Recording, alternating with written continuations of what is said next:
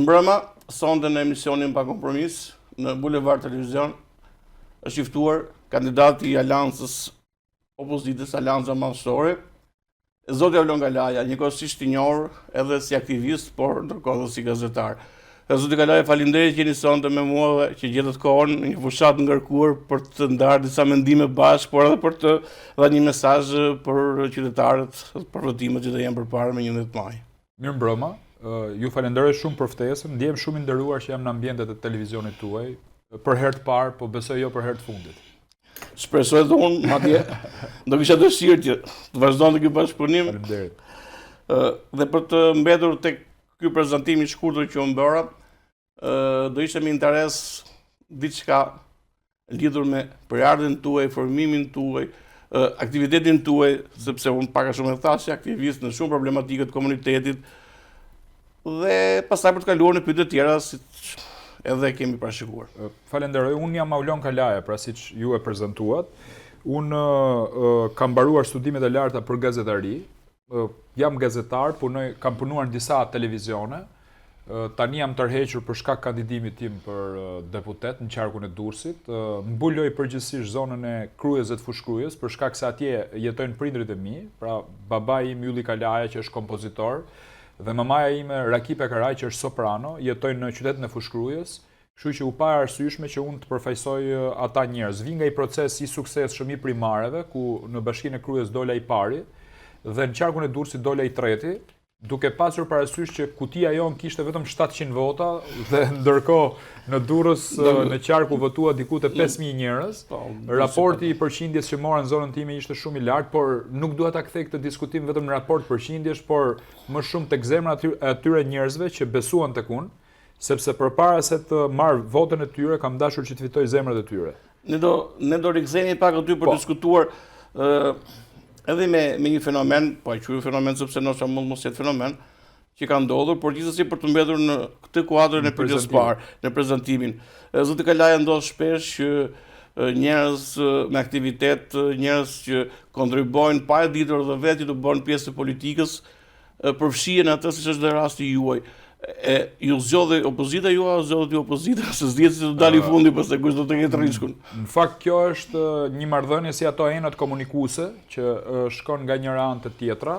Unë gjykoj që ka qenë një kërkesë dhe një domosdoshmëri e asaj zone për të përfaqësuar me një djalin e tyre, në këtë rast me mua. Sigurisht që unë kam kërkuar që të futem politik për disa arsye. Arsyeja kryesore i nderuar me të thënë drejtën ka qenë shpopullimi i Shqipërisë. Unë jam një aktivist që jam marrë përgjithsisht me lëvizjet patriotike në vendin tonë dhe kur kam konstatuar hemorragjin më të madhe që i ka ndodhur kombit shqiptar, që është çështja e shpopullimit, që për mendimin tim nuk është një lëvizje e lirë siç duan të na shesin, por unë gjykoj që kjo është një agjendë e pastër për shpopullimin e Shqipërisë. Bashkë me mikun tim Altin Goxhaj, kur i kam diskutuar këto për herë të parë në 2013, na quanin të çmendur dhe teori konspiracioni. Po ja ku jemi sot masivisht flasin gjithë për Sorosin, flasin gjithë për shpopullim, flasin për legalizimin e drogave të lehta, flasin për agjendën LGBT, flasin për prindin 1, prindin 2, flasin për një agjendë e cila mori një përgjigje të merituar në Shtetet Bashkuara të Amerikës me datë 5 nëntor, dhe unë gjykoj që edhe ne populli shqiptar është konservator, edhe pse nuk e di që është konservator, sepse ne kemi disa parime shumë të rëndësishme, që është Zoti, familja dhe kombi. Ne besojmë Zot. Ndërkohë këta u munduan që të na hiqnin besimin në Zot, nuk po zgjatem shumë, po një historik shkurtër të 1967-s ku prishën kisha dhe xhamia, ndërkohë me të njëjtën frymë tani kanë goditur Zotin, sepse Zoti na ka thënë që ka vetëm 2 gjini. Dhe urdhri ekzekutiv i parë që bëri Donald Trump në Shtëpinë e Barit ishte që tha që ka vetëm 2 gjini. Këta duke vendosur në pikpyetje ekzistencën e Zotit dhe duke kthyer Shtetet Bashkuara të Amerikës në një vend satanik, po keni parasysh kur goditet SBA-ja, goditja vjen e plot në të gjithë territorin e rruzullit toksor, si pasojë edhe në Shqipëri, konsekuencat e këtyre veprimeve janë ndier edhe në Shqipëri, dhe goditet Zoti duke vënë pikpyetje pikërisht ekzistencën tonë. Pra, nuk duam na quajnë më mami dhe babi, por prindi 1, prindi 2, për të na vënë numra. Ne nuk jemi numra. Ne jemi njerëz. Prandaj kjo është e para. E dyta ka të bëjë pikërisht me shembujt që po japin këta në televizionet kombëtare, besoj se i keni ndjekur apo jo, të disa personazheve të cilët nuk përfaqësojnë asgjë dhe na fusin ne në disa hallë dhe disa probleme me fëmijët që kemi në shtëpi kur ata dalin në televizion. pretendojnë që të promovojnë njerëz cilët nuk kanë kontribute, njerëz cilët kanë ndryshuar gjini dhe kanë bërë ato problematikat e tyre. Sigurisht që ata kanë drejtën e tyre për të bërë çfarë duan, por jo për t'i nxjerrë si shembull në televizion. Dhe në këtë frymë u fut dhe në Shtetet Bashkuara të Amerikës. Kam takuar një kolegun ton gazetar që jetonte në SBA dhe tha ka shumë frikë, tha, nipi që të shkojnë në shkollë sepse një shoqe klasës vet ishte kthyer në çun. Dhe ky ka frikë që mund të vishet me fustan dhe të kthehej në gocë. Pra këtu kishte shkuar Amerika. Dhe Shqipëria me këtë lloj vije logjike sigurisht që mund të shkonte këtu, për arsye se në media i keni parë se çfarë nxjerrin, prindi 1, prindi 2 u hapsi debat dhe për të shkruar apo ligji surrogacisë, që ishte çështja e gjithë çështjeve për mendimin tim që ne kemi kundërshtuar, prandaj unë gjykoj që rikthimi tek konservatorizmi, rikthimi tek vlerat, ashtu siç na i ka dhënë Zoti i Madh, gjykoj që është imperativ i kohës në këto momente dhe këto kanë qenë pak a shumë kauzat e mia, pavarësisht se unë jam sulmuar kur kam folur për këto çështje. Po, dhe keni parasysh diçka, jam i errësuar në rrjetet sociale vetëm se kam folur për këto tema, pra për shpopullimin, për këtë agjendën dhe për legalizimin e drogave të lehta apo për disa çështje tjera që besoj do dalin nga biseda. Zoti Kalaj, le të kthehemi përsëri aty ku fundja është edhe interesi i qytetarëve, jo se këto janë për interes për qytetarët, por kërkoj një vëmendje më të veçantë, më specializuar, ndoshta në një emision tjetër, ne do kemi mundësi të shpalosim dhe të hyjmë më detaj edhe në programin që ju keni dhe të pasqyroni.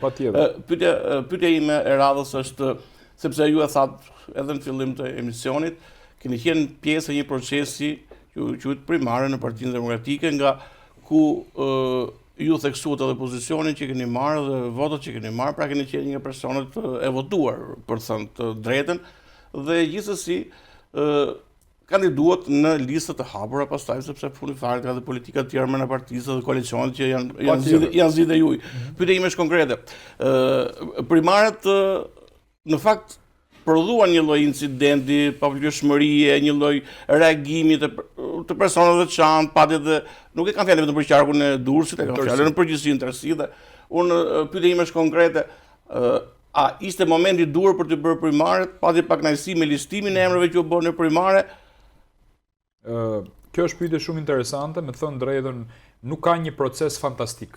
Nuk ka një proces i cili i merr të gjitha duartrokitet apo notën 10. Ky është një proces sfidant për Partinë Demokratike, po jo vetëm në Shqipëri, nuk ka një parti tjetër që i nënshtrohet këtij procesi, po edhe në rajon po doni. Unë kam kërkuar parti të cilat bëjnë primare, nuk ka në rajon. Ka primare në Shtetet Bashkuara të Amerikës që ka një model tjetër ku votojnë për te antarësisë, votojnë gjithë njerëzit, dhe unë mendoj që Partia Demokratike do të shkojë drejt kësaj rruge. Ai ishte momenti i dur për të bërë primare. Ka pasur diskutime brenda partisë në raport me këtë çështje. Disa kanë mbrojtur tezën që nuk duhet të ketë primare dhe të vendos kryetari, disa tjerë kanë thënë që nuk duhet ketë primare, po të bëhen sondazhe. Shiko, nëpërmjet sondazheve dhe primareve, unë si Aulon do të zgjidhej 100 herë primaret, pavarësisht se edhe aty ka deviacione, ka konjunktura, ka probleme etj etj. Unë fal ke një votë ndarësie. Patjetër, por ti duhet i nënshtrohesh një vullneti të demokratëve në këtë rast. Unë do isha për një vullnet më të gjerë. Kam mbrojtur tezën që vullneti që ne mund të marrim si kandidat në këtë rast do ishte një vullnet që do i nënshtrohej, domethënë edhe qytetarëve cilët nuk kanë lidhje me Partinë Demokratike, nuk kanë afiliacion me Partinë Demokratike, por janë qytetarë të qytetit. Kështu ndodh në Amerikë. Pra, vendoset kutia e votimit edhe votojnë njerëz caktuar për garën e republikanëve për shembull. Po marr garën e republikanëve. Kështu që e parë këtë këndvështrim ka pasur pak kënaqësi, lista nuk është e shkëlqyer. Ju them të vërtetën, unë kam rezervat e mia për listën, tërësi. Unë jam njeri drejt për drejt, unë flas mendimet e mia. E kisha edhe unë ashtu të doja dhe qytetarët madje ashtu të donin që jemi drejt për drejt në komunikimin me ata, sepse ato në fundit të vendosin. Po patjetër, unë kam mbajtur qendrimet e mia në raport me listën, por imagjinoni një listë që do ta bënte vetëm Sali Berisha, pa një lloj orientimi fare nga primaret. Unë mendoj që do ishte shumë e rëndë. Asnjë kryetar, shikon, ne jemi kundër kultit të individit, vetëm Zoti është i pagabueshëm. Ajo është drejtësia hyjnore. Nuk mund të jetë Sali Berisha njeriu që do vendos për çdo qark, për çdo zonë etj etj. Primaret dhanë një lloj optike se ku duhet shkonte, sigurisht që edhe primaret nuk është se janë zbatuar 100% në përqarje të caktuar, që të jemi realist. Por unë gjykoj që janë një lloj busulle drejt një orientimi dhe është një proces sfidues. Unë do t'inkurajoja Partinë Demokratike që të vazhdoj të bëj primare, pa diskutim. Jam pro primareve. Dhe çdo parti tjetër, edhe Partinë Socialiste, se edhe lista Partisë Socialiste, me të thënë drejtën, na ra Durrësi nga krimi organizuar u vendos, se disa deputet janë nëpër burgje, nëpër SPAK, ra lista Durrësit, jemi realist. Dhe nuk e di se çfarë standardi ka përdor Rama, po ajo është punë e tyre, nuk ka asnjë problemi. Por në rast se Rama do të bënte primar, unë do ta duartrokisja personalisht. Edhe për të mbetur këtu sepse ju në përgjigje thatë cekët një gjë shumë interesante. Thatë që lista nuk është ajo e përkryer, duke pasur parasysh edhe asnjëherë përkryer, por që edhe përqyeshmja, po përdor një fjalë çik më të zbutme. Por gjithsesi, a mendoni se kjo listë tashmë që ju keni hyrë në një betejë për të përballur me një forcë politike që ka 12 vite në pushtet, me të gjitha gjërat që pjell pushteti, me të gjitha gjërat që në Shqipëri ka ndodhur duke abuzuar me pushtetin. Kjo listë ka prodhuar besim tek ju, dhe a mendoni që është kjo lista e dur për të kaluar ato peripeci që Partia Demokratike i kaloi faktikisht për së vërtetës? Shiko, Partia Demokratike ka qenë një proces që ju e përmendet të paprecedent në një agresion të fuqishëm brenda dhe jashtë saj. Traumat të mëdhaja, thyrje, bashkime mekanike, bashkime zemrash, kanë qenë shumë ndryshme. Unë gjykoj që në këto momente kjo për të mbetur tek lista, gjithmonë se do të kemi mundësi të sqarosh më gjatë. Patjetër, unë mendoj që kjo listë përfshin shumë sentimente dhe profesione të ndryshme. Është një listë përfaqësuese për mendimin tim. Unë personalisht do organizoj fushatën time me mënyrën time se si e kam. Unë kam një mënyrë tjetër për shembull të punuarit dhe unë do ta provoj kësaj radhe atë që unë gjykoj që jem sa më afër me qytetarëve. Deri tani kam bërë një denoncim. Po të shikoni të gjithë daljet e mia publike kanë qenë denoncim, se kjo është jeta ime në fakt. Unë vi nga aktivizmi. Nga aktivizmi i shoqërisë civile, po jo i kësaj shoqërie civile ta shtuquetur që merr para për projekte dhe po do dalin tani të gjitha. Unë jam Aulon Kalaja dhe nuk kam marrë asnjë projekt në jetën time. Unë nuk jam asnjë kryetar i asnjë shoqate. Unë kam qenë një aktivizëm bio, jam marrë përgjithsisht me çështje që kanë ngacmuar komunitetin, çështje patriotike etj. Dhe unë jam gati për vetting, jo nga departamenti i shtetit, po nga të gjithë palët, sepse unë përfaqësoj veten time. Me këtë aktivizëm dhe me këto kredite, unë kam hyrë në politik për kauzën e shpopullimit, siç u thash pak më herët. Dhe fushata ime do të fokusohet pikërisht te kjo. Kam qenë para pak ditësh në fshatrat e thella të Bupshit dhe janë mbyllur shkollat. Një shkollë atje ishte kthy Stall Derrash, më fal që po ta them, sepse jemi në studio. Stall Derrash, një shkollë, nuk e di domethënë, ambulancat mbyllura. Shqetësimi është si shkolla është kthy Stall, faktikisht. Nga çështja etike nuk ka asgjë. Jo, është akoma më e rëndë domethënë. Kjo është e rëndë fare. Mbyllet shkolla. Shkollat mbyllura kemi parë gjithë territorin e Republikës së Shqipërisë. Madje që edhe është investuar për të bërë rekonstruksion dhe nuk ka asnjë zonës. Ka dhe raste të tilla. Akoma më e rëndë, po dy raste më kanë bërë shumë përshtypje. Një shkollë në Vaun e Dejes mbillej hashash e para dhe një shkollë në Mallkuç ishte kthy në Stall Derrash. E kam parë me sytë e mi, e kam filmuar dhe e keni në rrjetet e mia sociale. Pra unë gjykoj që kjo gjë duhet marrë fund pas 11 majit. Pse mendoj unë këtë? Sepse ky është një ushtrim që Partia Demokratike e ka bërë në 2011-2012. Ju e mbani mend që u kthyn njerëz nga jashtë brenda.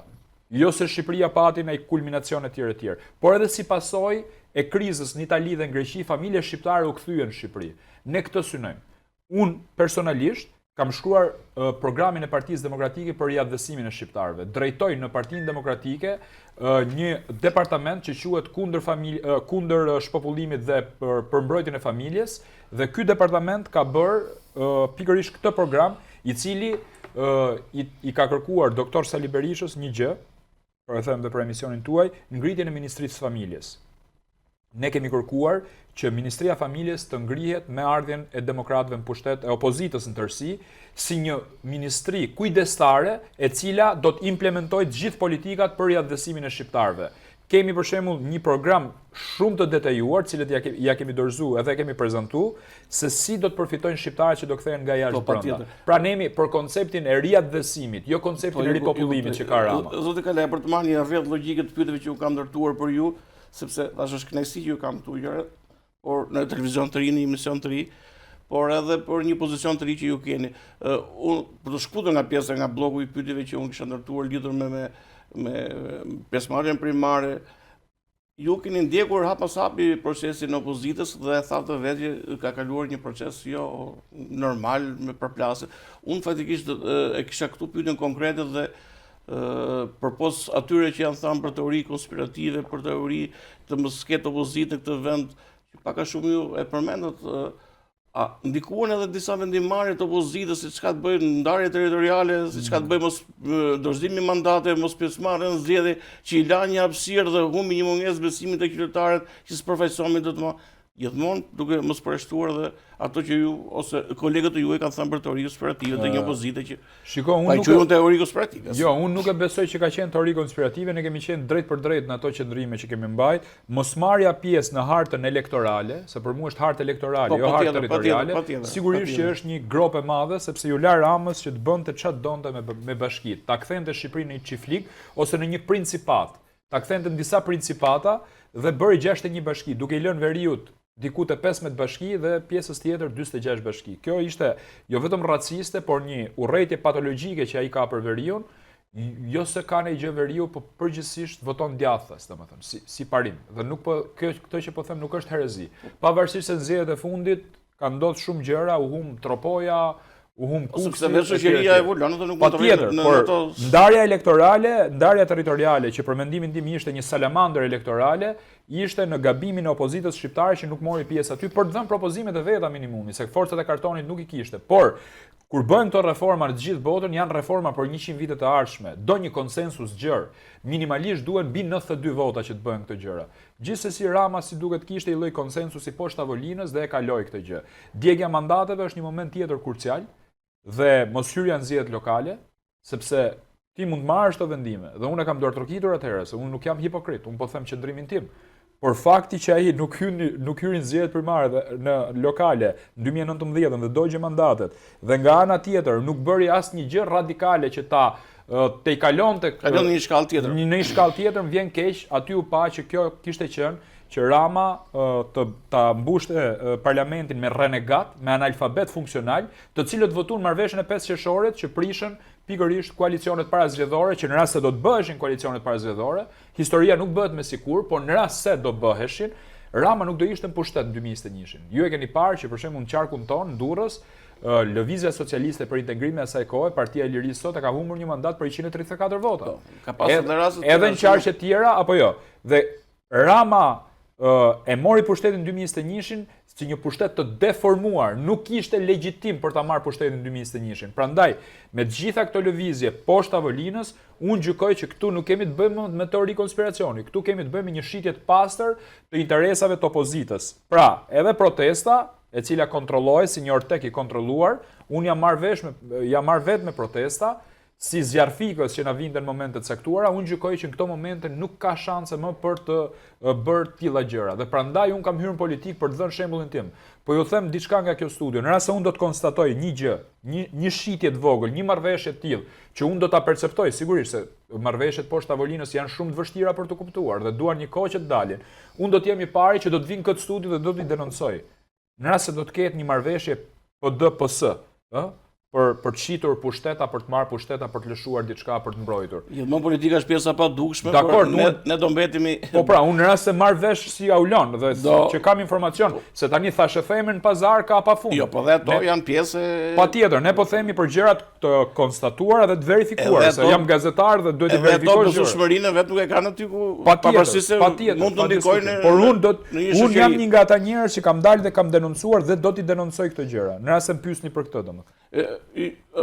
Aulon, unë desha dalë tek një moment tjetër sepse po ngjoj nga opinioni qytetarës, sidomos në Durrës, e cila është opinion më i vështirë për të kuptuar, por gjithsesi ka një lloj konsolidimi që ka të bëjë faktikisht me kodin zgjedhor. A ishte ky kodi zgjedhor më i miri dhe a pati mundësi më shumë opozita, Partia Demokratike për ta bërë më ndryshe, sepse opinioni është, të dy partitë e mëdha, 10 deputet në Durrës që kanë sigurt nga 5. Nuk e di se si ndajnë qytetarët, po them. 5. Atëherë, janë 14 mandate. I bie që 100 e sa kandidat do kandidojnë për 4 mandate. A është edhe në kuptimin e hapësirës që i lejon partive të vogla. A ishte ky kodi më mirë zgjedhor dhe mund bëjë gjë më ndryshe gjithmonë informacionin dhe në atë që ju, sepse ju thatë që keni qenë pjesë e angazhimeve edhe në programe dhe Patjetër. Shiko, unë personalisht jam kundër këtij kodi zgjedhor. Unë kam bërë emisione kundër këtij kodi zgjedhor. Jam kundër dhe marrëveshjes 2008-s, që jemi këtu ku jemi. Unë personalisht, flasja Ulon Kalaja, dhe këto qëndrimi i kam bajt publike, pavarësisht se shumë parti demokratike kanë qenë kundër këtyre gjërave që unë them dhe më kanë thënë mos i thuj se do humbë shumë pikë në raport me kryetarin, kryesinë e tjerë. Unë politika kam hyrë si Ulon Kalaja, nuk kam hyrë si ushtar i askujt. Tani jemi qytetarë në marrëveshje. Po patjetër, si me kryetarin. Kontrata ime, jo vetëm tani, po ka qenë gjithmonë me qytetarin. Kam punu me njerëzit. Domethënë unë vi nga njerëzit dhe kam punu me njerëzit. Pra kjo është pak, por e sigurt. Unë personalisht jam për sistemin majoritar, në rast se do më pyesësh mua. Jam për 100 zona elektorale, siç e kemi pasur pak a shumë 2005, pak të 40-ën që u bë atëherë marrëveshje etj. Mund të jetë një parlament më i vogël, sepse Shqipëria, me të thënë drejtën, është populluar, por nuk ka më njerëz, jemi realistë. Dhe shiko, ne duhet bëjmë një reformë në raport me sa popullsi ka mbetur. Pavarësisht emrave në listë, por nuk është ashtu. Nuk përfaqëson pra, nuk është një parlament përfaqësues. Dhe duhet reduktohet numri i deputetëve, të cilët marrin rroga të larta, të cilët marrin dietat, të cilët ju paguhet telefoni, marrin naftë, marrin para për komisionet parlamentare, marrin dhe shtëpitë me qera, benefitet e tjera. Po ja u them me sinqeritetin më të madh, Shqipëria është një vend i varfër. Nuk i përballon dot të gjëra që ka. Pra, duke filluar nga deputeti, se këta i kanë rrit statistikë që na nxjerr të pasur. Po pra, atëherë, duke e parë nga ky këndvështrim, kjo reformë, a duhet kishte bërë po doja më shumë? Po, për mendimin tim duhet kishte bërë. A mund të bënte? Jo, nuk mund të bënte. Nuk mund të bënte sepse numrat i kishte Edi Rama. Tani ti jemi realist. Ata kanë bërë një kod me një marrëveshje e cila për mendimin tim ishte një marrëveshje jo e mirë, ti jemi realist dhe ke shumë të drejtë kur ti thuaj që 10 vende janë mbyllura, parimisht, po ato do e dinë qytetarët më mirë se neve, dhe këtu luftohet për 4 vende, sepse qarku Durrësit prodhon 14 deputet dhe është pak a shumë 10% e kuvendit të Shqipërisë. Se 140 deputet. Madje bie pikërisht pra. Kështu që po ta shtrim gjithë Shqipërinë bie 40 deputet do dalin nga këtë listë, apo jo? Parimisht, po të marrim kampion Durrësin. Kështu që tjerat i vendos kryetari te lista e mbyllur. Unë jam kundër kësaj. Unë jam listë hapur tani pa diskutim. Por problemi është që në rast se ne do donim një demokraci drejt për drejt, unë gjykoj që sistemi majoritar do të ishte më afër përfaqësimit demokracisë. Jam dhe për një reformë për të kompozuar ndryshe parlamentin e Shqipërisë, sepse Bleonit ja u them, unë jam një nga ato shqiptarë që nuk e besoj censusin që ka dalë, që ne nuk jemi këtu 2.400.000 banor. Ne kemi dhënë alternative brenda Instatit që janë bërë manipulime me shifrat. Prandaj unë personalisht në rast se do të jem kuvendin e Shqipërisë, do të inicioj një komision hetimor parlamentar për mënyrën se si u bë censusi në Shqipëri. Kjo është e para, dhe komisioni i dytë parlamentar që ja kam kërkuar dhe Sali Berishës, kryetarit të Partisë Demokratike, është komision hetimor parlamentar për agjendën e shpopullimit të Shqipërisë. Vendosjen e autorëve të agjendës së shpopullimit përpara drejtësisë, sepse këtu kemi të bëjmë me tradhti kombëtare. Ne kemi heq nga kushtetuta nenin e tradhtisë kombëtare, por komisioni hetimor parlamentar duhet hetoj personat dhe autorët që i kanë përzënë shqiptarët nga Shqipëria. Unë mendoj që i kanë përzënë, i kanë plotësuar çdo kusht. Censusi është një precedent për Censusi ka qenë një precedent për të Censusi ka qenë një deklarate e Edi Ramës nga Lezhë përpara se të shpallë rezultati, i cili tha: "Në Shqipëri jetojnë 2,5 milionë banor." Unë kam dalë në televizor direkt dhe kam thënë censusi, rezultati i saj do dalë 2,5 milionë banor. Nuk e nxorën 2,5 milionë, e nxorën 2.400.000. Shiko, po ju jap vetëm një shembull. Kemi një regjistruese në Malsinë e Madhe, që ka regjistru pallatet në Malsi, se ka patriotë edhe brenda Instatit. Mos kujto, ne na japin informacione, unë jam marrë me këtë çështje dhe më kam thënë, në një pallat që deri para pak kohësh jetonin 69 banor, tani jetojnë vetëm 28 banor. Në letra ne kemi shkruajt 58 banor. Ky është censusi që është bërë. Mjafton një kampionim i tillë që ata të përgjigjen para ligjit. Dhe të bëj dhe i pyetje tjetër, retorike, jo për ty në këtë rast. Pse e shtyn censusin këta një herë 6 muaj, pastaj 6 muaj, pastaj edhe i vit? Po, dhe që pse donin me i qep letrat ata? Ti zotri bëje regjistrimin kur e ke komplet online. Nuk është si censusi 2011-s që e merreshin në mënyrë manuale. Ti sa e regjistron personin, dhënat shkonin direkt aty. Pra kjo është historia. Por të përforcuar këtë që thonin qytetarët janë dëshmitarë se si bëhet censusi, se të kishin der, a gjenë njëri. Po edhe i shënojnë vetë letrat, pastaj qytetarët janë dëshmitarë dhe për një gjë tjetër. Se jetojnë çdo ditë në lagje dhe e dinë se sa njerëz kanë ikë nga pallati, nga lagja. Mos flas për fshatrat, mos flas për fshatrat se fshat nuk ka më në Shqipëri. Madje dinë edhe kush do udhtojnë në Itali, kur do kthehet, edhe kur ka prerë biletën. Shqiptarët sidomos janë mjeshtër. Po patjetër, sidomos dhe patronazhistat. Se dolëm tek një pyetje e cila në fakt i shërben kësaj që diskutuam, por për të kaluar në një hapësirë të shkurtër publicitare, për të ndjekur një blok të shkurtër reklamësh dhe për të rikthyer në një blokun e dytë të pyetjeve me zotin Galaja.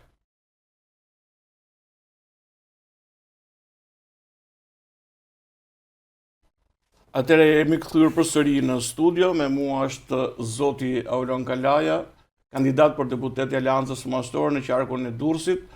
Diskutuam në një blok pyetjesh në fillim të lidhur me atë që ka ndodhur në Partinë Demokratike, me primaret.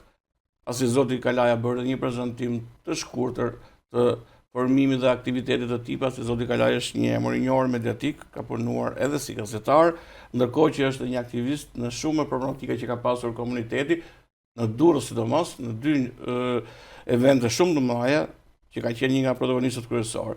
Ndërkohë që u ndalim edhe tek problemet e kodit të zgjedhor, që mund të kishte një hapësirë më shumë për të pas një lloj balancimi dhe një lloj sigurie tek qytetarët që vota atyre menaxhohet më mirë.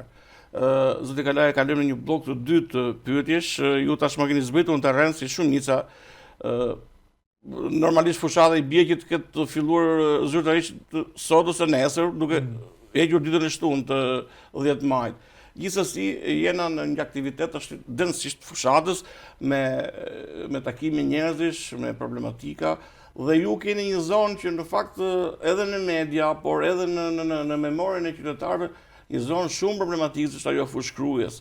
Sepse pavarësisht se nuk keni zona të ndame, pozicionimi për njëjën e problemet gjithë besoj që ndodh në çdo subjekt politik. Po, simbolim. Simbolim. Po. Unë pyetja ime shumë konkrete dhe shumë e sinqertë, nga kontaktet e para që keni marrë me qytetarët, por ndërkohë që edhe duke njohur zonën shumë mirë. Në 12 vite qeverisë të zotit Ramës, çfarë ka ndodhur në fushkruj? Pra çfarë është bërë dhe çfarë nuk është bërë që ju pretendoni ta ndrejtni nesër? Është pyetje shumë e gjerë, unë do mundohem të jem sa më koncis. Ti koncentrojmë gjërat, por unë nuk kam shkuar tani për të parë problematikën e qytetarëve. Unë kam jetuar në atë zonë. Jetoj sepse jam djali i atij qyteti. Po tani ke shkuar me një përgjegjësi tjetër tani se do i përfaqësosh. Jam mundu gjithmonë të paktën te denoncimi dhe me hallet e tyre kam jetuar. Për shembull, po jap vetëm një rast. Kurator Meti 26 nëntorit 2019, unë personalisht kam hapur një qendër vullnetare në Bupq, ku kam qëndruar 90 ditë dhe i kam shërbyer banorëve. Po, kemi shpërndarë ndihmë, kam hap një mens, i dërgonin vaktet e ngrota sepse s'kishin soba dhe ishin zënë gjithë orën. Po, patjetër, unë bashkë me disa aktivistë tjerë vullnetarisht kemi marrë ndihmë nga shqiptarët dhe kemi pas një parim, pranojmë gjithçka përveç parave. Ne s'kemi pranuar para, ndërkohë qeveria kishte thirrje tjetër, na sillni para se ndihma nuk dum. Dhe gjithë këto ndihma i kemi shpërndarë te qytetarët. Kemi ndërtuar dhe shtëpia, kemi ndërtuar dhe shtëpiza me panel diellor me gjermanët dhe kontenjer për qytetarët. Kontenjer banimi, për këtë pjesë. Çadra po diskutohet fare. Kështu që ky ka qenë halli kryesor i atyre banorëve. Çështja e tërmetit është çështja e gjithë çështjeve, besoj edhe në Durrës, në Thuman, në Bupq, në Krujë dhe në zonat më të prekura. Po. Mua më vijnë denoncime vazhdimisht nga qytetarët. Për shembull, çka ka ndodhur në Krujë? Procesi i rindërtimit ka ecur mirë. Janë bërë shtëpia. Problemi është edhe në Fushkruj, me 15 familje, në Krujë me 50 familje. Problemi është që nuk janë dhënë çelësat banorëve për të hyrë në shtëpia. Po kemi dhënë Durrës në zonën e Shënagashit. Pse? Janë ndërtuar, kanë përfunduar, nuk shohim njëri brenda. Pse ndodh ky problem? Pra, keni parasysh diçka. Fillimisht tyre qytetarëve ju dha bonus i qeras dhe gjetën banesa me qera dhe i paguanin nga qeveria. Kanë 2 vite që i paguajnë me paratë veta. Kjo është e para. E dyta, pse nuk hyn këta në shtëpia? Ka një problem me spakun, i gjithë çështja e rindërtimit, ata që i kolaudojnë banesat nuk i japin firmat që banorët hyjnë brenda, nuk i lejon ligji elektoral tani. Po tani u fut fushata. Pse nuk i kanë shpërndarë nga 2 vjet, apo jo? Mua më vjen një informacion nga Kruja që paktën ka 52 banesa mangut për qytetarët që nuk janë ndërtuar. 52 banesa do të thotë 52 familje. Ku do jetojnë këto njerëz? Po e njëjta gjë ndodh në Fushkruj.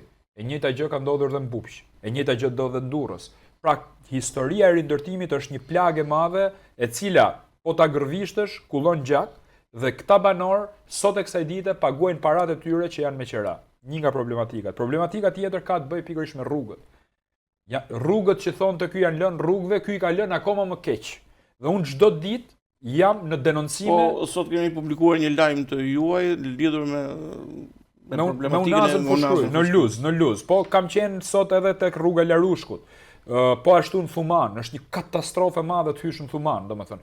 Në Kruj, mirë që s'ka rrugë, po s'ka njerëz. Po të flasësh për malësinë e Krujës, di çka ka ndodhur malësinë e Krujës. Malësia e Krujës pjesa e Cudhinit, që është Qafshtama, Breti, Mafsheqi, Shkreta, Picraga, Cudhikam, Cudhimall. Dhe të gjithë këto zona janë katastrofë e madhe sepse nuk ka njerëz. Janë mbyll shkollat, nuk ka rrugë, nuk ka linjë fugoni. Pra fugona që t'i marrin qytetarët vetë, ose zbresin me motora, ose zbresin me makina private, që është një kosto shtesë për t'i çuar fëmijët në shkollë. Pra një vend që s'ka shkollë, që s'ka ambulancë, sigurisht që njerëzit do ikin. Po ç'a ndodh? Ky fshatari në këtë rast, që është blegtor përgjithsisht, nuk ka ku shkon, se po të shkojnë në Tiranë, shtëpia me qira është 500 euro, apo jo, nuk e përballon dot tjetër. Po edhe sikur ti ket 500 euro për të blesh, për të marrë shtëpinë me qira, ku do punoj? Se nuk ka tokë, nuk ka bakti. Atëherë çfarë rrugë i mbetet ti njeriu në këtë rast? Ti i mbetet rrugë vetëm për të shkuar në Gjermani, për të shkuar në Itali, për të shkuar në Spanjë, për të shkuar në Angli, për të detyruar shqiptarët me punu në shtëpi bari, apo jo, dhe për të shkuar burgjeve. Pra, nuk i kanë lënë asnjë shtek këtyre qytetarëve. Kanë një cop tokë vetë aty për të bënë një marifet. Po pra, po patjetër, po edhe me ato shkon në burg, se i kanë futur në siklete. Projekti për kanabizimin e Shqipërisë në 2016 në zonën time atje, në Kruj dhe në Fushkruj, ka futur familjen Hasmëri. Ka futur familje që sot e kësaj dite nuk kanë dalë nga problemet. Ai projekt famkeq i kanabizimit të Shqipërisë, se mbyllën Lazaratin dhe hapën hashashin në të gjithë Shqipërinë. Dhe malësia Krujës është bërë genocid. Kanë ikë gjithë familjet, kanë zbrit në Kamës, ose në Fushkruj, ose në Kruj, dhe nuk ka asnjë njeri atje. E dini ju që shkojmë bëjmë ne këto takimet elektorale, nuk ka njerëz, ose shkojmë bëjmë takimin në Kamës për taku malësorët e Krujës. E kuptoj çfarë çmenduria është. E njëjta gjë ka ndodhur në Kruj, qyteti rrënuar totalisht, qyteti Skënderbeut, e kuptoni, është një nga qytetet historike, një qyteti më me vlerë ndoshta në Shqipëri, përsa i përket mesjetës e kam fjalën, se Dyrrau është çështje tjetër. I përket shumë kohë më parë, apo Albanopolis në Fushkruj. Albanopolis në Fushkruj, nga ku ne kemi marrë emrin Albania, që njihemi ndërkombëtarisht, e kanë mbulu therrat. Kur kam çuar amerikanët atje, gazetarët amerikanë fillun duke qajt, sepse nuk kishin pa në herë vend kaq të rrallë, jo vetëm Shqipëri, por edhe më tej, se më thanë me vërtet Butrinti është i bukur me Apollonin, po ka ndikim grek dhe romak. Të bëj një pyetje fal për ndërpres. Jo e mbylla, ndërsa Albanopolis e tha është arkitekturë lire. Po. E kam këtu qeveria propagandon me të madhe se përshtohet numri i turistëve, këto vinë pa ferra apo shiko, çfarë po ndodh? Apo vinë për të trishtuar për të pa atë që Shqipëri po rënohet. Unë është çiksi e papranueshme. Jam dakord. Shiko, po flas për Krujën edhe për qytete të tjera që kanë fikën e vet, nuk po flas për brekun e Detit. Patjetër. Detin e ka bërë Zoti. Unë jam pro turistëve dhe Shqipëria ka marrë hovë me turistët. Ti jemi realist. Unë nuk i them dot bardhë zez. Unë jam një nga ata politikanë, një nga ata njerëz që e mbështes çështjen e turizmit. Por nga ana tjetër ne duhet ndajmë mendjen, kemi prioritet turizmin apo kemi prioritet për shembull që të bëjmë pikërisht këtu kisha. Këtë gjë që ju thash apo diçka tjetër, keni parasysh diçka. Ajo që më ka godit fort dhe unë e kam kundërshtuar, ka qenë dhe marrëveshja Rama Meloni, që është marrëveshja për e Gjadrit për të sjell emigrantët. Jo vetëm që i dham vazhdon të diskutohet, vazhdon të përflitet. Po, jo vetëm që i dham ekstraterritorialitet Italisë, por kryeministri neve na tha që është e paprecedent se parimi ekstraterritorialitetit është kur ne shkëmbejmë ambasada, që është një gjë reciproke, apo konsullata, që merr një cop tokë Italiat dhe veprojnë ligjet italiane për shembull të rat. Po kjo ishte e paprecedent. Kam konsultuar me juristë ndryshëm. Prandaj gjykatat italiane kanë goditur këtë marrëveshje. Gjykata e Palermos, e Romës, e Luksemburgut, e europiane, dhe kjo marrëveshje, megjithëse kaloi nga gjykata jonë kushtetuese, e cila u çmend domethënë me atë vendimare, unë lexova vendimin dhe më ka habit shumë se ne presim nga gjykata kushtetuese që të mbrojë kombin shqiptar më burr. Ti dalin krah qytetarëve, jo ti dalin krah Ramës. Dhe marrim ndihmë pikërisht nga Italia në këtë rast, nga gjykatat italiane. Tani ç'a ndodh? Pse lidha me turizmin? Duhet ndajmë mendjen, kemi prioritet turizmin apo kemi prioritet ardhjen e afrikanëve që s'kam asgjë, nuk jam racist, më kuptoni drejt, emigrantëve të palishëm në Gjadër për ta kthyer Shqipërinë në një kamp masiv refugjatësh. Nuk kam problem unë nga marrëveshja Rama Meloni, unë kam problem me precedentin që krijon kjo marrëveshje. Sepse kryeministri bavarez doli dhe tha edhe unë jam i kënaqur tha nga kjo marrëveshje dhe du të sjell emigrantët e palishëm nga Mynihu në Shqipëri. Kostoja për një emigrant palishëm shtetit anglez i del më lirë në Shqipëri se sa në Ruanda, ku ishte plani. Pra pyetja është, apo kthehet Shqipëria në një kamp masiv refugjatësh? Në rast se ne nuk reagojmë me datë 11 maj. Dhe çfarë po bëjmë? Largojmë shqiptarët nga Shqipëria, shpopullojmë Shqipërinë nga shqiptarët dhe sjellim këtu njerëz tjerë, të cilët nuk kanë asnjë lidhje me Shqipërinë, por natyrisht ne e dimë që ato vjet e trafikut njerëzor do marrin një pikpamje tjetër duke ikë drejt Malit të Zi, do gëloj krimi organizuar në këtë rast, apo qoftë edhe një natë i nderuar, nëse do hapen këto kampe, siç ndodhi në Gjermani, me rastin e Krishtlindjeve i lanë të lirë njerëzit, kanë ndodhur 47 përdhunime. Një nga këto përdhunime ishte edhe i policë gjermane. Kini parasysh se kush është Gjermania dhe çfarë rendi ka, dhe kini parasysh se këtu hy derri e dosa në Shqipëri. Prandaj, kjo marrëveshje me çështjen e turizmit për mendimin tim nuk shkon. Dhe prandaj unë i kam thënë Berishës dhe Partisë Demokratike, ne nuk jemi për ripopullimin e Shqipërisë, sepse koncepti i ripopullimit është fut nga Rama. Pra të përzejmë shqiptarët dhe të marrim këtu raca tjera që s'kam asnjë lloj problemi, njerëz tjerë se u shpreha gabim. Unë jam për riatvesimin e shqiptarëve. Ne duhet përdorim fjalën riatvesim. Familja shqiptare është e ndarë në dy pjesë. Familja shqiptare është e ndarë për gjysmë. Gjysmën e familjes e kemi jashtë, gjysmën brenda. Hajde të bashkojmë familjen shqiptare. Në rast se ne arrim të bashkojmë familjen shqiptare, Shqipëria bëhet vetë begat. Prandaj ne kemi një plan. Çdo njeri që kthehet nga jashtë brenda, 5 vitet e para, në rast se do hap një biznes, nuk ka asnjë taks. Pra po më thoni po u kthyen kryetarët e bëjnë vetë kryen. Po patjetër, po u kthyen dursakët, nuk e bëjnë se na tha Rama që ne i kemi borxh Italisë. Po, i kemi borxh Italisë sepse dursakët kanë shkuar në 90-ën në Itali, po kanë punuar me djersën e ballit. Po ne nuk po presim italian këtu, apo jo? Ti jemi realist. Dhe kjo nuk është një çështje e cila ne mund t'i lajmë borxhin Italisë. Ne nuk do ja lajmë kurrë borxhin Italisë, po ja them me sinqeritet. Zoti Kalaja, në padashje dolëm tek pyetja që unë kisha të radhës, sepse folëm për problematikat veçanta të zonës ku ju kandidoni dhe keni kontaktet e përditshme, normalisht që hallet variojnë nga më të ndryshme. Ka problem tjetër në rast se më lejon. Po patjetër. Për mendimin tim, Fushkruja është një vend i keq kuptuar, se më pyete për Fushkrujën. Pse është një vend i keq kuptuar? Hapni YouTube-in, hapni Google-in, klikoni Fushkruja dhe del qyteti i Tritolit, qyteti i duarve të krimit, etj. Është vërtet. Po ju bëj pyetje. Atëherë si ka mundësi? Edhe pjesa e jashashit ka ndikuar sepse ke shumë kronika të cilat lidhen me Fushkruaj. Është e vërtet. Ti je gazetar, unë jam gazetar. Gazetari, lajmi i keq është lajmi i mirë, apo jo? Por keni parasysh diçka? Në aspektin e punës tonë, po. Ne si gazetar. Me qef nuk do ta shkruaj. Po pra, ne si gazetar ose unë si individ, unë jam djalë Fushkruaje, jam çun Fushkruaje. Si ka mundësi që në Fushkruaj erdhi presidenti i Shtetit Bashkuar të Amerikës George W. Bush 10 qershorin e 2007-s? Ti jemi realist, është një moment krucial. Ka ardhur presidenti i botës, pse në Fushkruaj? Po si ka mundësi që Papa i Vatikanit erdhi në Fushkruaj dhe vizitoi Fushkruajin? Janë dy vizita shumë të rëndësishme. Më gjeni një qytet tjetër që ka këto vizita kaq të rëndësishme. Po si ka mundësi që vetëm në Zgërdesh 3 kilometra nga Fushkruja në Halil është Albanopolis, nga ku ne kemi marrë emrin Albania. Po hajde t'i themi këto gjëra. Unë besoj që ka ardhur momenti që ne t'i themi këto gjëra. Nuk është e vërtetë që në Fushkruja janë duart e krimit. E dini ju që nga Fushkruja kanë dalë artistë që luajnë sot në La Scala. Soprano, shumë e rëndësishme. Enkeleda Kamani. Kemi Semi Aupaj, fitues të X Factor, kemi Beskallagun, aktorin e humorit, Besmir Haliti, Romir Zalla, Albana Perhat, janë njerëz që kanë mbajtur portokallin. Janë artistë ndryshëm, Alfred Lela, shkrimtar, Marcel Lela po ashtu. Janë njerëz që janë sot në SPAK. Janë gjyqtar, prokuror, shumë të rëndësishëm, avokat relevant, cilët janë nga Fushkruja. Pse mos t'i përmendim ne sot emrat e tyre? Ne dy duhet t'i përmendim. Pikërisht pra, dhe kjo është thirrje për gjithë gazetarët që thonë që Fushkruja janë duart e krimit dhe Fushkruja është qyteti i Tritolit. Jo, për institucionet, qofshin qeveritare apo opozitare, sepse faqen e Fushkrujës mund ta rinovojmë, mund ta bëjmë. Po pra, po institucionet i hoqën fare nga Fushkruja. Dini ju që Fushkruja është fshat? A dini që jemi njësi administrative, ne kemi qenë bashki, jemi mbi 50.000 banorë. Na kanë kthy njësi administrative.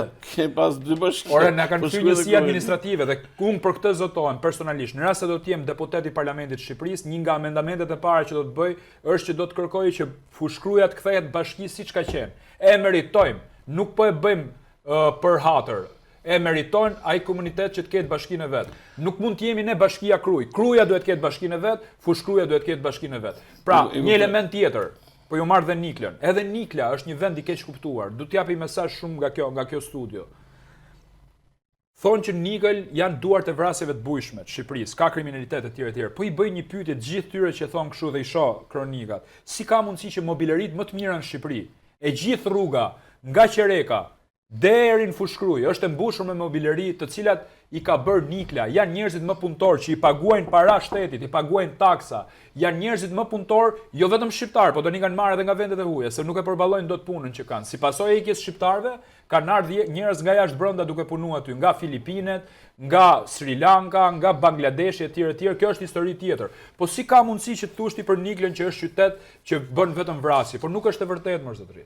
Janë fshatra të mrekullueshëm, Mukja, Kursaj, Vrioni, është Tapiza, është Zeza, është Nikla. Janë vende të cilat janë ka njerëz shumë. Për qenë sinqert, motori Gullit mund të nxjerrë ato që janë botuar, por nuk është në memorien e njerëzve dhe nuk është në edhe për Thumanën njerëzve që Fushkruja është vendi i krimit e marrën përgjithësi Fushkruja, pa ju detajve si detajoni ju, nuk është e vërtetë sepse ne kemi njerëz që banojnë atje, kemi rrethin tonë si janë shqiptarët me lidhje gjaku, me lidhje krushie, me lidhje misie. Absolutisht po, dhe ju i njihni çfarë njerëz mrekullueshëm janë. Nuk është e vërtetë. Jo, po ka njerëz që kanë frikë kur i thu jam nga Fushkruja i strepet. Jo, unë jam çum Fushkruja. Ke kompjuter kur aty kronika do dali. Absolutisht sepse edhe ne shqiptarët kështu në kronika do dali. Po them që mos jepet një tritol që hidhet apo diçka tjetër, po hajde të themi disa gjëra që janë të vërteta. Nuk po shpik nga vizitën e presidentit Bush, nuk e shpika unë. Unë besoj që erdhi vetë. Edhe kultura jonë do të jetë çik më ndjeshme në këtë, edhe njerëzit që ju përmendet një sër emrash, por që nuk kam respekt dhe njoh shumicën e tyre personalisht, por fundja do të kontribuojmë. Dhe shumë për tyre edhe njoh. Okej, dakord pra. Po një pjesë e publikut që na ndjek sot nuk e di që janë nga Fushkruja. Disa nga ato, jo. Apo dhe Durrësi që thon qyteti bandave, Durrësi etj. Unë Durrës kam njoh njerëzit më të mrekullueshëm tjetës time, por që kam takuar një herë. Unë kam bërë 2 peteja në Durrës, unë kam 30 vite gazetar, kam ecë 2 natës. Absolutisht pra. Atëherë mos po jo edhe në media qarku më i rënd, do ketë krim, do ketë probleme. Sepse edhe media shumë ndërtoi profilin e vet duke qenë se me ty merr deklikime ke kronika Zezë, dhe ke kronika Zezë u përqendrua dhe ky është fakt. Dhe duhet ta pranojmë se është defekti jon i parë. Po dakord, po shiko, nuk mund t'i thuash se aty që punson në media, absolutisht. Shiko, po mbyllë shkollat, po mbyllë shkollë, do hapet i burg apo jo? Ne po flisnim për mbyllje shkollash deri tani. Po patjetër. Pra, nuk ka ndonjë projekt që të shkojnë në Fushkruj dhe ta bëj Fushkrujën një qytet për me dhënë këto vlera që unë. Hajde ta bëjmë.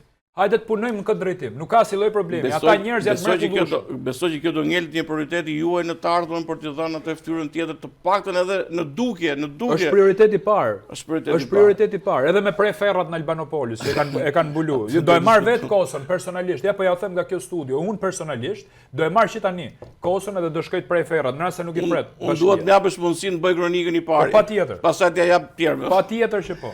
Për të dalë tek një, sepse u zgjatëm edhe jo pa të drejtë u zgjatëm, duke qenë edhe një pjesë në si thuash në atë zemrën që lidh Tiranën me Veriun, Fushkruja gjithmonë ka qenë në vëmendjen e njerëzve, qoftë nga infrastruktura, qoftë nga problematikat e tjera, ashtu si shtat dhe ju, edhe për kontributin që kanë në sektorë të ndryshëm, por edhe për vlerësimin që kanë bërë ndërkombëtare, duke përmendur mos i përsëris ato 2 gjëra që ju thatë. Unë duhet dalë tani në një pyetje tjetër, ne folëm thash për problematikën e Fushkrujës, e cila mund të ketë specifikën e vet, por gjithsesi në 12 vjet qeverisje ju si opozitë keni pasur kontestimet e juaja në përgjithësi për Shqipërinë dhe duke u përqendruar në ato hallkat më kryesore që kanë stonuar ose e kanë shqetësuar qytetarin. Nëse do t'ju kërkoja një renditje të shkurtër, ku ka çaluar qeverisja Rama në 12 vite? Një qeverisje që ka nisë një herë me Kazan, pastaj doli ke Tepsia dhe tash është ke Kneta. Po. Shiko, unë nuk do merrem fare me këto historirat e këtyre Kneta dhe Jo, i përmenda unë. Sinqerisht, edhe i kam refuzuar gjithmonë edhe në studio të tjera. Unë do merrem me problemet e qytetarëve, se besoj se ky është roli i deputetit në të rast, i ligjvënësit. Një njeriu që merret me hallet e tyre, pra unë jam zëri i tyre. Çfarë është pushteti në këtë rast? Qeverisja, se pushteti është fjalë kështu komunare. Është përfaqësim. Pra, ata m'japin mua zërin dhe unë e delegoj aty ku duhet që zëri i tyre dëgjohet. Problemi i tërmetit është problemi kryesor për gjithë qarkun e Durrësit. Kujdes, pra nuk e kam vetëm për Krujën, e kam edhe për çështjen e Durrësit. Jepini çelçat banorëve të futen nëpër shtëpia. Kjo është thirrja e parë. E dyta, se shtëpia është kryesore, në rast se ti nuk ke çatim në kokë. Tani më fal, po mos flasim për çështje tjera. Është çështja e një punësimi me ligjin 602 që më shqetëson shumë, të them vërtetën. Janë këto punësimet e përkohshme. që bëhen zakonisht në fushata elektorale. Është e turpshme kur si i trajtojnë njerëzit, domethënë pa dinjitet fare. Dhe nuk është vetëm problemi i dinjitetit, është problemi që kur këta njerëz shkojnë për të marrë sigurimet shoqërore, që t'i dalë pensioni, këto muaj dhe punë nuk llogariten fare. Apo dhe fasonerit, që janë atje disa bujkrobër që i kanë marrë në punë, ne me vërtet jemi partia që e mbështesin biznesin. Por ti nuk mund sjellësh si bujkrob me sklevrit e tu. Ato janë nënat tona, janë motrat tona që punojnë fasoneri, me ato rrogën modeste. Po sigurojmë zotëri ato, të marrin pension. Se edhe ata kur i heqin nga puna shkojnë përballen me këto problematika në bashkëpunim këto pronar me tatimorët që janë thjesht taksidar, se sistemi është shumë i mirë, por problemi është që këta ndërhyjnë sistem dhe kur shkon një grua për të marrë pensioni, nuk i dalin vitet që ka punuar në fasoneri. Ligji 602 është një ligj që duhet shfuqizohet. Absolutisht. Nuk duhet ketë punësime sezonale siç i bëjnë këta ose sigurojnë njerëzit. Se këta po luftojnë informalitetin, si e lufton ti informalitetin, duke mos i paguajt pensionet këtyre njerëzve, nuk i dalin vitet e punës. Pastaj edhe për pensionet, pa diskutim, janë pensione qesharake. Kemi luftuar për minimumin jetik.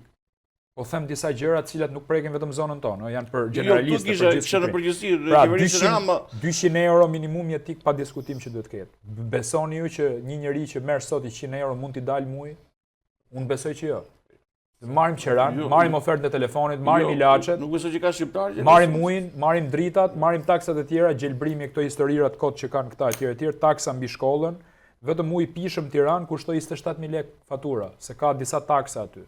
Etj. Pra, të marrësh 100.000 lekë pension, 140.000 lekë, unë mendoj që këtu nuk ka varfëri, ka uri.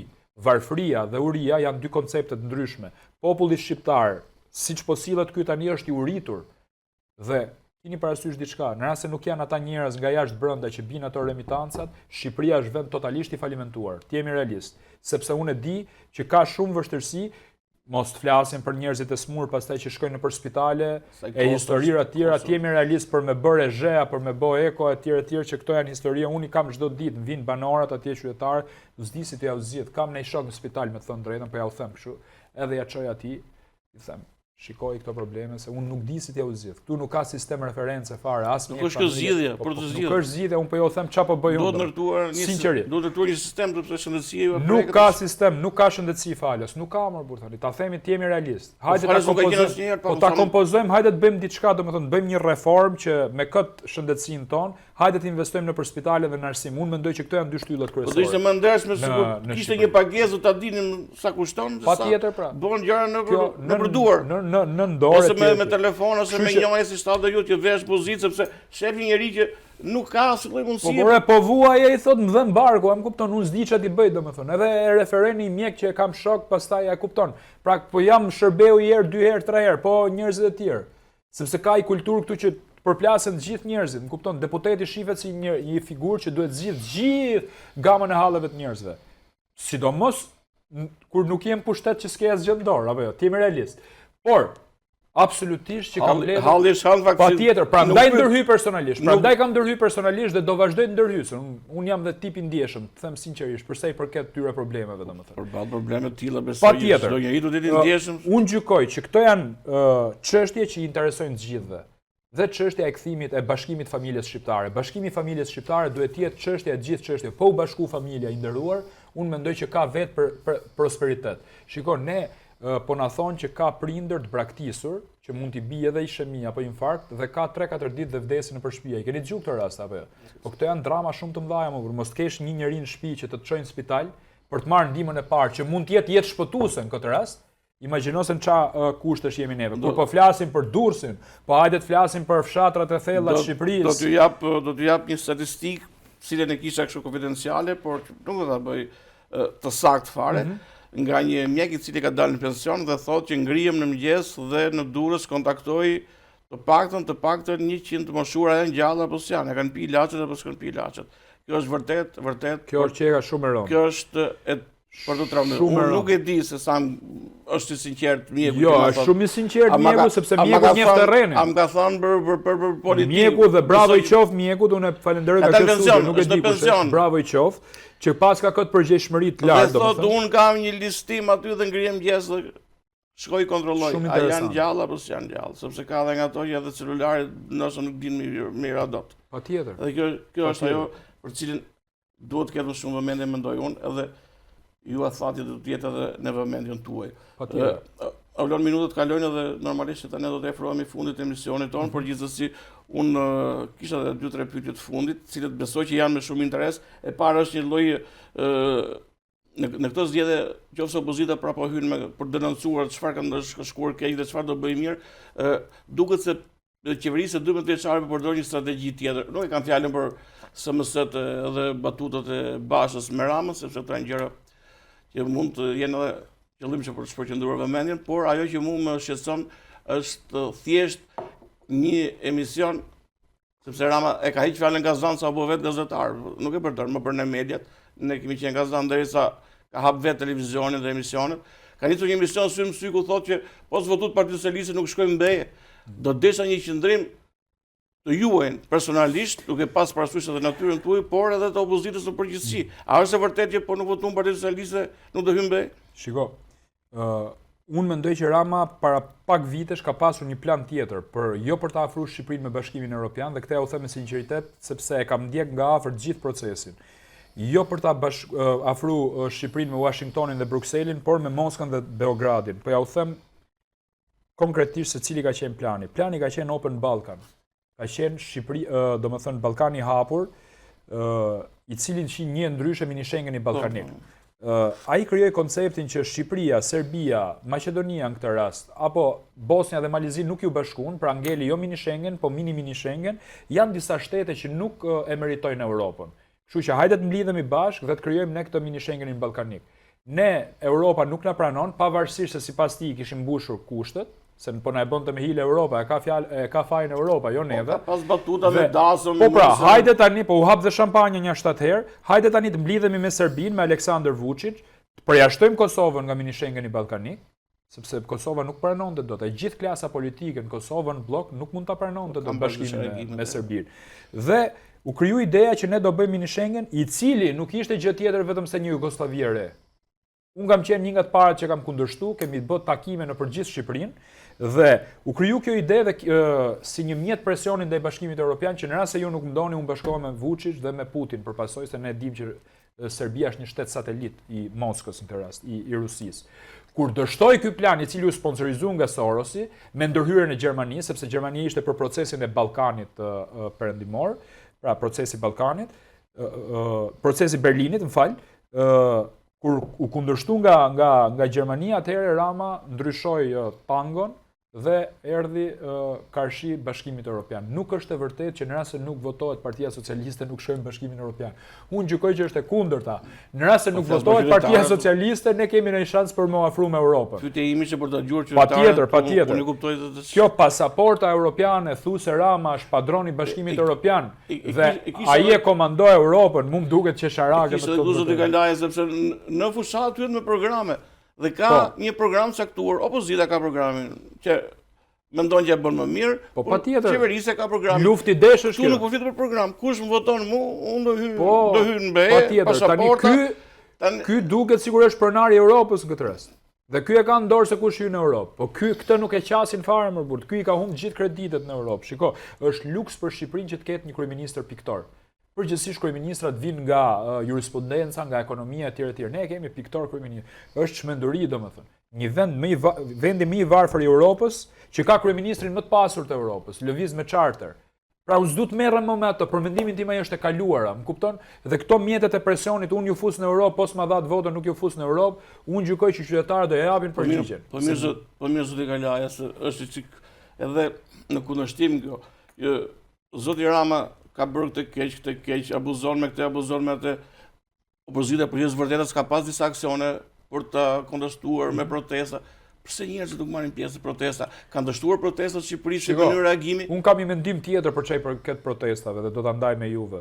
Unë mendoj që ka njerëz në protesta. Dhe këtë e them me siguri. Protestat do të dalë 10 vjet.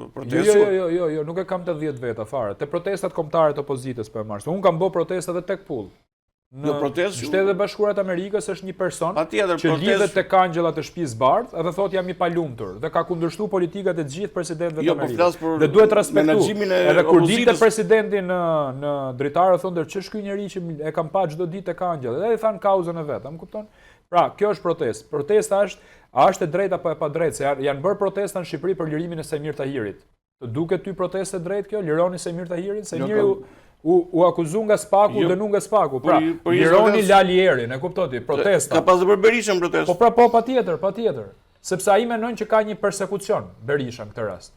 Për lironi Lalierin dhe u bëi grusht i shtetit që nuk ndërhyri policia për me mbrojtë Spakun. Nuk është normal. Tani vim te protestë. Pse themun që ka njerëz në protesta? Në raport me popullsinë që ka mbetur në Shqipëri, ka shumë njerëz në protesta. Ju i referohen protestave të Parisit, e kuptoj shumë mirë. Jo. Lekverdhve apo protestave që po e dini se sa njerëz kanë në Francë. Unë protestat e para që kanë ndodhur në Shqipëri, për armët kimike që ishte dhe pa organizuar, ishte spontan. Nuk ka njerëz, po ta them me sinqeritetin më të madh. Nuk ka njerëz. Pra në raport me ata njerëz që dalin protestë dhe sa njerëz ka Shqipëria, për mua janë shumë suksesshme. Dhe janë njerëz me integritet ata që dalin protestë. Kanë sfidu frikën, bandat që i bëjnë presione, siç më kanë bërë mua këtu presion, bandat e Durrësit, për projektin Veliera, që mos diljen protestë, besoj se do t'i prekin. Bandat, se Lami Durrësi s'ka banda, individ veçantë. Pra, po këta që quhen banda. Se të themi tani që Durrësi ka banda, do hedhin poshtë banda, jo bandat. Tani vetë kuptohet. Tani Shteti gjithmonë do pjelli individ tillë që do. Po patjetër, patjetër. Po more tendra, to more. Mbronin Velierën se ishte $6 milion. Do dalim me kimi në fund. Po do dalim. Pra, dalin përballë represionit, patronazhistëve që filmojnë, fotografojnë njerëz që dalin protesta dhe këta janë njerëz të lirë. Nuk i nxjerr kush me pagesë.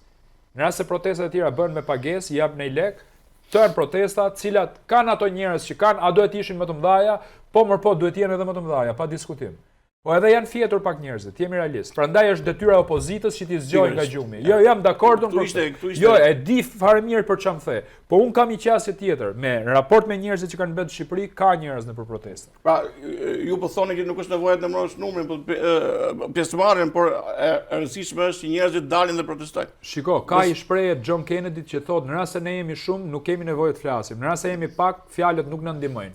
Unë jam dakord me këtë që tuti, që duhet ketë më shumë njerëz, patjetër se ju ushtrohet më shumë presion qeverisë.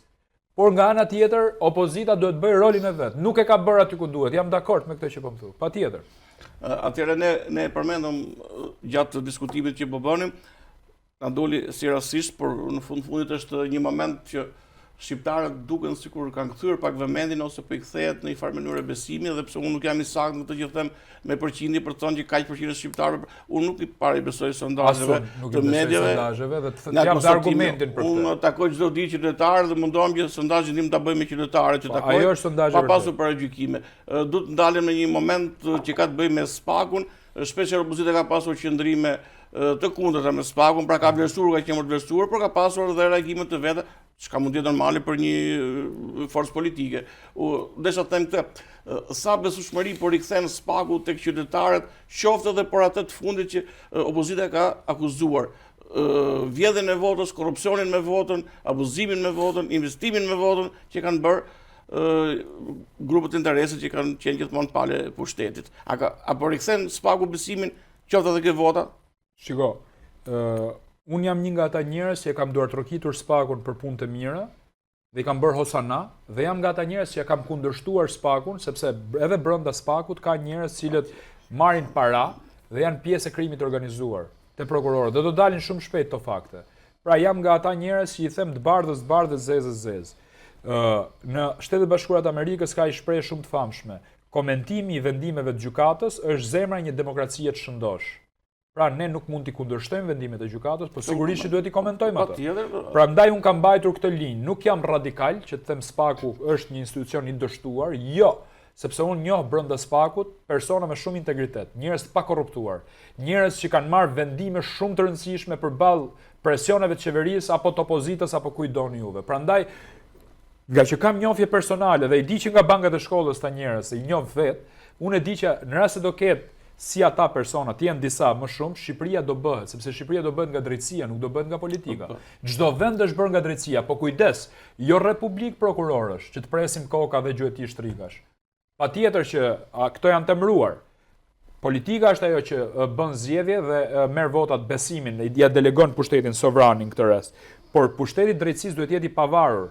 Parimi check and balance, nuk e kam shpikur unë, është një nga parimet më të famshme në botë, ku kanë ecur shtyllat e demokracisë.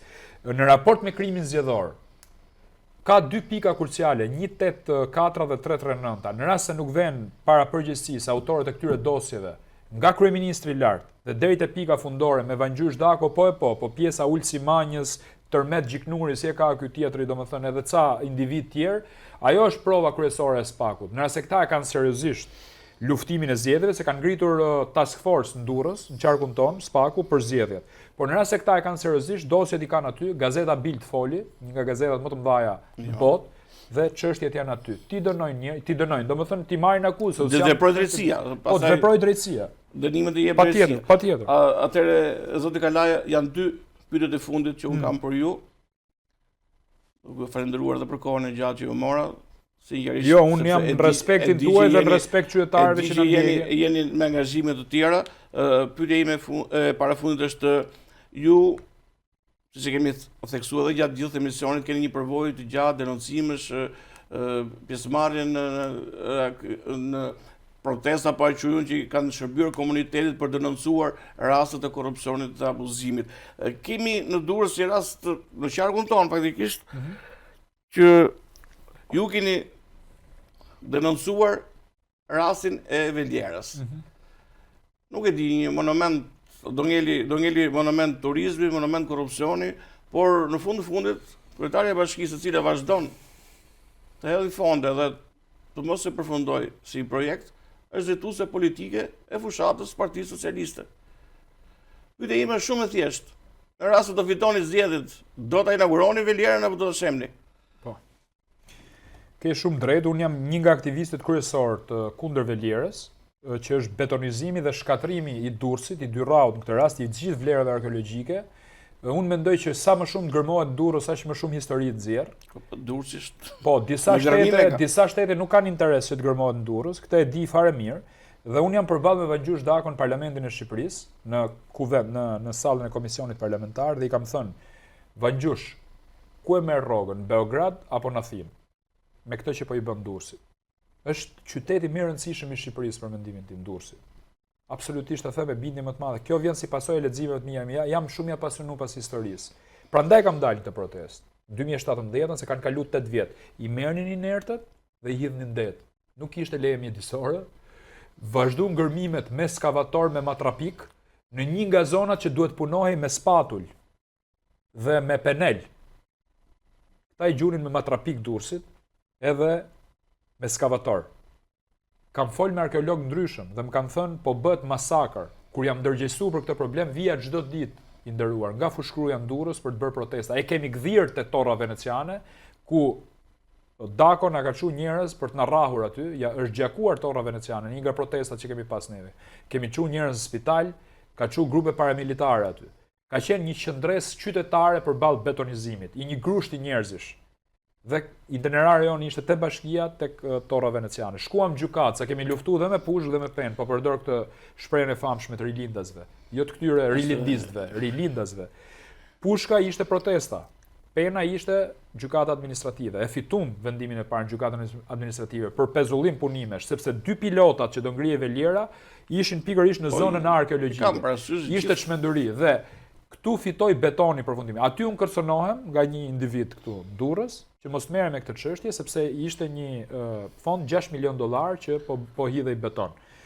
Unë personalisht jam kundër Velierës, e cila është shëmtia më e madhe e Durrësit, vizioni rilindist për Durrësin, një vel betoni e pa imagjinueshme, nuk ka ndodhur në asnjë vend tjetër, dhe unë personalisht jam që ajo Velier të prishet dhe aty të gërmohet dhe nxirret historia e Durrësit se kush është Durrësi. Unë mendoj që turistët na vinë se sa i vjetër është Durrësi, jo sa beton ka Durrësi.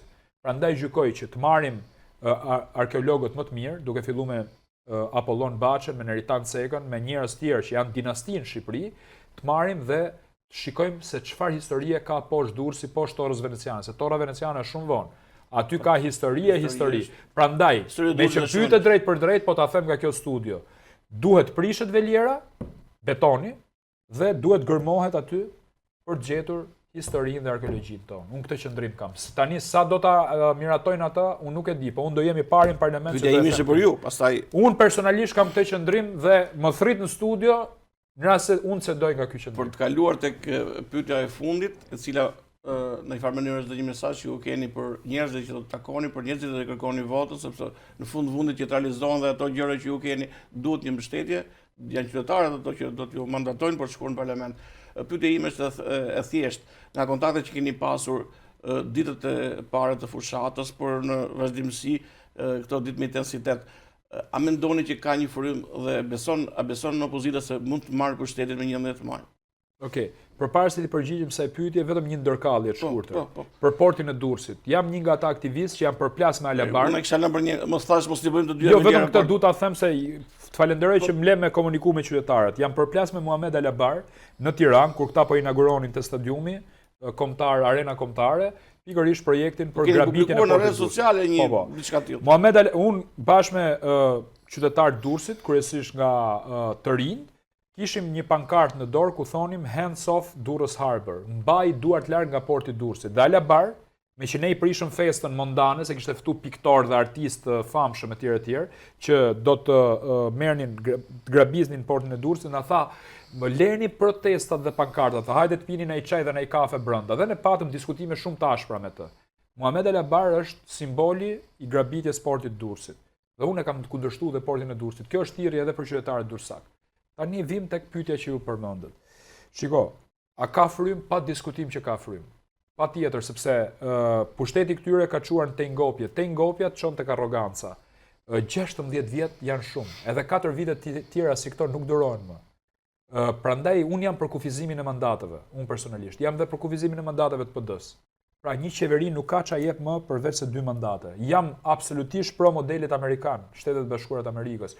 Një njeri nuk ka ç'a jep më, kthehet në përbindësh politik, kthehet në një monster politike në rast se ti jep pushtet, sepse pushteti në Shqipëri nuk është si në Europën perëndimore, që është countdown, pra nga 10-at e 9-at etj. Këtu është ndryshe, nga 1 deri te 5, sa më shumë mandate të marrësh, aq më shumë fiton pushtet, aq më shumë uzurpon bashkitë, aq më shumë patronazhist merr dhe e kthen shoqërinë në një inxhinieri politike. Rama këtë ka bërë, inxhinieri politike, se si unë të fitoj zgjedhjet. Dhe di çfarë thotë socialistëve? Mu më duan 700.000 vota. Po pse kështu trajtohen njerëzit? Njerëzit nuk janë vota më burr, nuk janë numra. Du 700.000 vota, bëni ç'a doni, thot. Ti shkon në Lushnjë, ti në Fier, ti në Patos, ti në Saran, ti në Fushkruj, ti në Durrës. Nuk është ky momenti, besojmë. Prandaj duhet një beslidhje qytetarëve shqiptar për ta larguar nga pushteti dhe për të larguar edhe këtë tjetrin në rast se vepron si ky. Unë do të jem i pari që do dalë në protestë me ata në rast se kjo qeveri do sillet në këtë lloj mënyre, qeveria e re në këtë rast. Dhe nuk jam për më shumë se 2 mandate për një kryeministër. Jo vetëm për Ramën, po edhe për Berishën, po ja u them këtë studio. Modeli amerikan është një busull shumë e mirë. Mund të jesh presidenti i shkëlqyer, presidenti më i mirë. Nuk gjej më të mirë se ti, nuk ke ç'a jep më shumë se 2 mandate. Hap crown, vi tjetër. Bota ka nevojë për energji të reja. Zoti Kalaj, unë ju falenderoj shumë që gjetët kohën dhe mundësinë për të komunikuar me mua pa ndërmjet me edhe me qytetarët nëpërmjet Bulevard Televizion. Unë shpresoj që ju do jeni përsëri i ftuar në emisionin tim. Jo mase për diskutuar më për detajet të tilla të primarëve të gjithë, por për të hyrë më shumë në atë që po ndodh në fushat, sepse besoj që me kalimin e ditëve të fushatës do marrin të tjera përmasa, do ketë raste edhe denoncimi, do ketë edhe raste më shumë të besueshmërisë, rritjes besimit të qytetarët. Pra gjithsesi do shikojmë edhe ecurinë e fushatës dhe unë besoj që ju do jeni pranishëm për ta përcjellur. Patjetër, me kënaqësi. Sidomos në një zonë siç është zona ku thash ju keni përqendruar vëmendjen tuaj, sepse faktikisht nuk ka zonë caktuar për. Absolutisht. Unë kërkoj votën e dursakëve, kërkoj votën e Shijakut, të Sukthit, Manzës, Fushkrujës. Fakti që keni denoncuar Velierën tregon që kërkoni votën të dursakëve. O dursak, unë ju përshëndes shumë. Unë jam Aulon Kalaja dhe kërkoj mbështetjen tuaj që të jem në Parlamentin e Shqipërisë. Për të gjithë ato që kam bërë, sigurisht kam shumë për të bërë. Faleminderit. Ishte kënaqësi.